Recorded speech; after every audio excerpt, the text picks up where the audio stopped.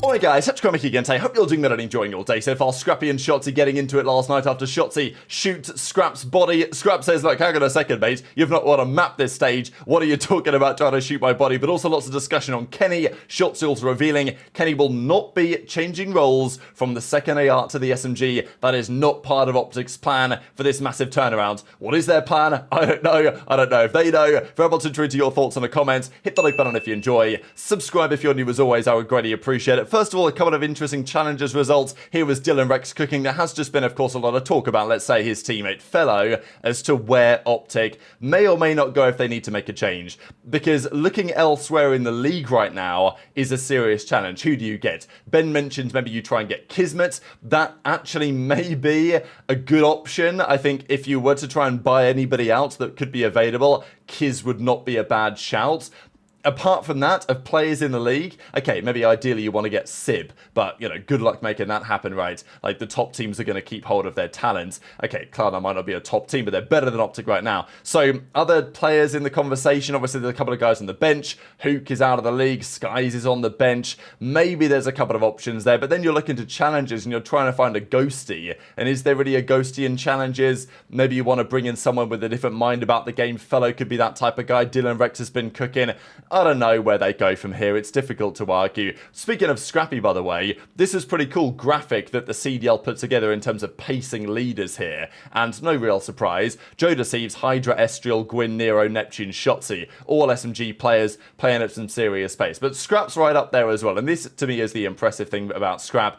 And even regardless of Scrap's KD, this will always continue to be incredibly impressive about him, is just the pace that he ends up playing at, because he's, as he says, an AR in a subs world. No other AR is putting up kind of generational numbers like Scrappy has for the last couple of seasons. Package also commented on this kind of change of direction for the CDL desk this weekend. We saw some, you know, let's just say more provocative moments, and I think that was a good thing for the scene in general. You want to make these things interesting, because Puckett says the COD League producers, Puckett and the desk, they asked the producers, hey, okay, can we try something? And they figured out a way to do it. Of course, they had Maven on there, and Maven is always, you know, a feature of the desk, isn't he? Because he is not afraid to speak his mind and say something very controversial. And yeah, a couple of posts on the Reddit here talking about this. The, obviously calling out Pred for not knowing the spawns, the dissect, drawing conclusions, whatever it's called, that they did before the game.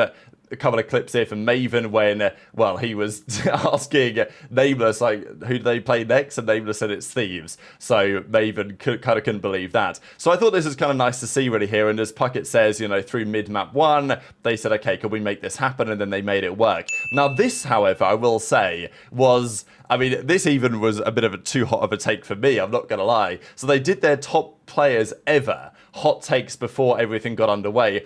I don't know how much they actually fully believe this to be true. I think Maven probably does. Like, I could see Maven putting Simp number 2.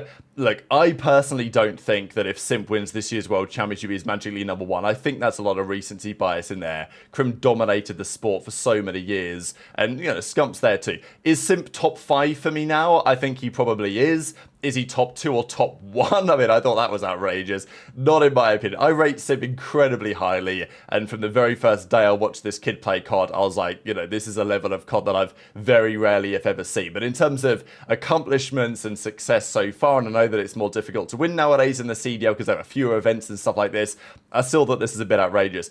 They've got the names right, kind of. Like, I think it is Kremp, Scump, Karma, Clay. Formula's kind of been the other one in the top 5. Simp has potentially usurped him. But, yeah, I mean, Scump 5th, I don't know about that one. Obviously, at that point, you're thinking about rings, but then Simp's only got 2 rings. Kremp and Karma and Clay all have 3. You know, whatever. I'm not going to dive into it in too much more detail. This was Drazah playing to mates yesterday. KennYY, Hyde, Hook, JoeDeceives, Neptune, and Skies. Thought it was interesting, you know, especially after Joe's great performance. He could have easily just called it a night, but no, he hopped in there and kept on grinding. And a lot of OpTic fans, they want to know, okay, what are OpTic actually doing productively to try and turn this team around? I totally understand why there are many OpTic fans saying, like, it wasn't that long ago that we were seeing these scenes of these guys lifting the World Championship trophy, but it just seems so far away that it's tough to imagine that they can ever quite get back to this point. But I've been thinking that for weeks now, and every week the same thing seems to end up unfolding. I mean, there's even this moment here, like, this was just a clip, like, it had 500 or so likes, but I saw it going around.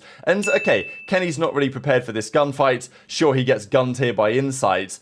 And, you know, Insight also Y-wide to kind of cancel his reload and get ready for the fight. And should KennYY really be ready for the fight? I don't know. But it's just, at the end of the day, the amount of Y-ing from Ken and stuff like that in moments like this when it's not necessary. Because Insight was, you know, was available to be caught off guard here, right? Because Insight himself would Y-wide to stop the reload animation and get back to shooting quicker. KennYY's coming up the stairs. And if KennYY, you know, if KennYY isn't Y-ing right here, if KennYY has his gun up and he's just sprinting, he probably wins the gunfight, but by the time he gets his gun up, Insight gets his gun up as well, and it's a pretty fair fight, and KennYY gets guns. Look, would it have mattered? No. They're down 2-0, down 30-6 in lives. I think there was also another point. The Flank made it quite clear yesterday on the vetoes, the decision-making, because, sure, OpTic want to feel comfortable on the map, but they refused to play protocol control, and therefore they ran into a vault control, which Toronto very much enjoy. So, yeah, confusing to say the least. KennYY currently sits, by the way, at a 0.74 in Stage 2, which is not the worst we've ever seen. It's not the worst I've ever seen in the last couple of months. It's actually not the worst I've ever seen in the last, 12 months, because we have a couple of candidates here. So Simp, famously last year, had a 0.69 at Stage 3 in Modern Warfare 3. King of Body, earlier this year, had a 0.72 in Stage 1. But KennYY's here at a 0.74. Now, Vanguard Stage 2 for Drazah, he was on a sub then, I think. So I'm pretty sure all of these other players, were on an SMG at the time. And okay, every game is different to some extent. But, to do it on an AR in this particular title, it's just not great, is it? And I think if it wasn't KennYY, right? If he wasn't called KennYY, there would really be no explanation for why he should stay on the team. But they've won the World Championship with him. History does speak for it to some degree.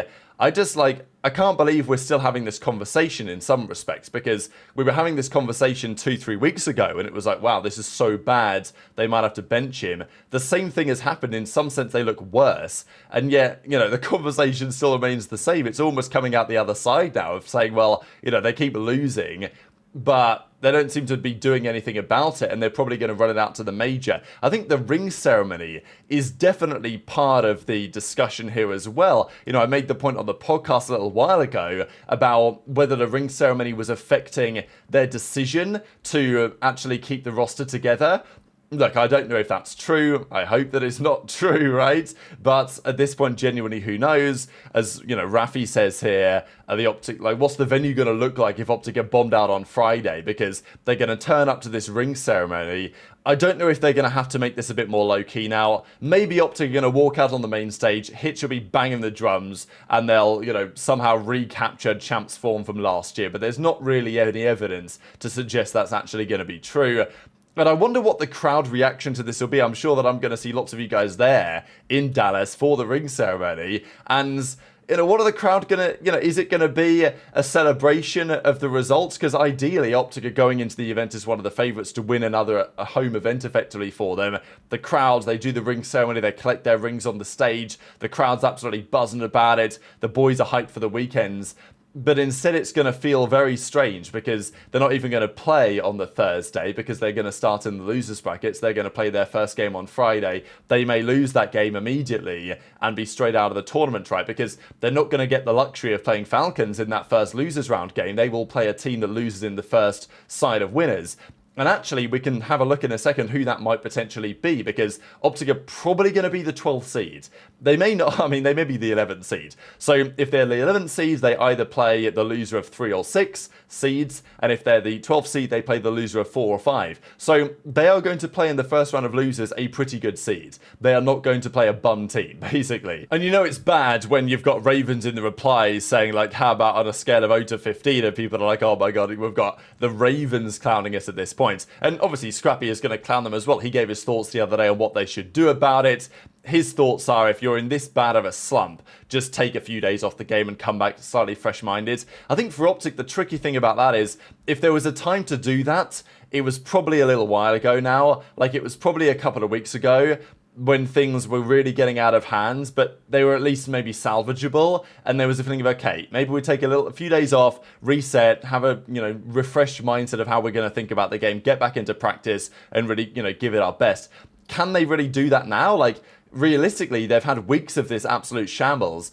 Is now the time to just kind of call it a day for a little while? I don't really think that sounds like a good idea to me. I'm not sure OpTic should be taking Scrap's advice, frankly, but, Scrap's advice may be better than whatever advice they're receiving, because whatever the hell they're doing behind the scenes, it's obviously not working. So there was this clip, there was also the clip, which I thought was pretty funny, of Shotzzy taking down Scrap, shooting his body, and then Scrap has a few words on the matter. Fans are AIDS, bro. I mean, I don't give a fuck, because I don't play for y'all, but like, bro, holy fuck. Y'all are AIDS. That's fuck. Y'all are AIDS. Fuck. Holy shit. I actually tip Ant and all them for being live. I actually tip that because holy fuck. Y'all are fucking so AIDS.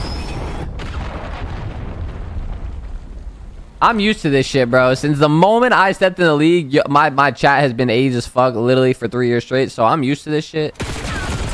But like, holy fuck. To someone who's not used to this shit can be AIDS as fuck. But I definitely understand frustrations. Because 0-15 is definitely unacceptable. So I can't never speak to that. I've never been in that position, but that is definitely a rough spot to be in, man. I'm tripping though. Wouldn't you grind AIDS if you're getting doo-dooed on? No, fuck no. I would actually get off the game for 3 days. I would get off the game for 3 days. I would go somewhere. I would go do something. I would relax. Chill the fuck out. You guys would not see me. I wouldn't be on social media. I wouldn't be on stream. I wouldn't be on the game. I'd be. Oh, we got some map pressure. Probably push through B2. Yo, watch top B2, watch top B2. Yo, deep is one. I'm gonna let's go there. He's one on the left, bro. Weak, half out. Watch top B2. Yo, he's low. Low. Why is a guy that has 0 map wins shooting my body? Shut up. Like, I can't take that shit serious. Fight ain't over. Chat, we're not changing Ken on the sub then. Should Kenny change roles? It has been a question. I promoted this idea probably 3 weeks ago now, just on the sense of do something, right? Like, I'm not necessarily saying that would fix their issues. I think watching what's happened over the last few days, it certainly would not fix all their issues, right? Putting Pred to the flex, Kenny to the sub. Kenny had a couple of lives that didn't really go to plan either. So it's not like it's going to be, oh, you change this and it fixes things. But, I was always of the opinion that if you change something, it may be worth a try. Like, if OpTic could go back a few weeks and, make different decisions, would they? Because they've obviously stuck to their process the last couple of weeks and the same results have transpired anyway. So, look, is it a great idea putting Kenny to the sub? Maybe not. OpTic have decided that's not what they're going to do. And I guess the conclusion is, therefore, that, it is trust the process, right? Like, they're going to figure it out. But this graphic is not photoshopped. And this is, I can't believe it. This is a legitimate graphic. The funny thing is, the funniest thing about this graphic to me is not down at the bottom, it's at the top. Because Thieves have gone 5-0 win-loss this stage, 15-1 map count. You know what that map loss was? I don't know if you guys remember the map loss that Thieves have had this stage. It was to the Falcons. They lost a Skyline Surge to the Falcons, famously. And that's the only map they've lost this stage. And, one of the only maps, of course, that Falcons have won. But Falcons are 0-6, 3-18 map count. OpTic are 0-5, and they play Thieves next. They may end up 0-18 map count. Like, Thieves haven't lost a map to, like, anyone, apart from Falcons. Maybe they'll lose maps to OpTic, who knows? But, if OpTic lose that, they go to 0-18. Then, of course, they play Gentlemates their final game. Boston right now could have been a good win, of course, against FaZe. They're currently 2-4. They still have a chance to get through. But in terms of who OpTic might play, the current seeding is 4th seed Cloud9, 5th seed Toronto. So if the seeding stays as it is, which it won't, but if it does, then the first round of the major will be Thieves Heretics, Surge Rocker, FaZe Ravens, and Cloud9 Toronto. OpTic will play if they're the 12th seed or if they're the 11th seed, because if they beat Gorillas, they will get to the 11th seed, you'd imagine, if Falcons lose their final series as well. OpTic's losers bracket game will be one of FaZe, Cloud9, Toronto, or Ravens. And yeah, good luck winning any of those right now with the way that they presently look. But very much interested in your thoughts on all of this stuff in the comments. Hit the like button if you enjoyed. Subscribe if you're new. Take care. And I'll see you next time.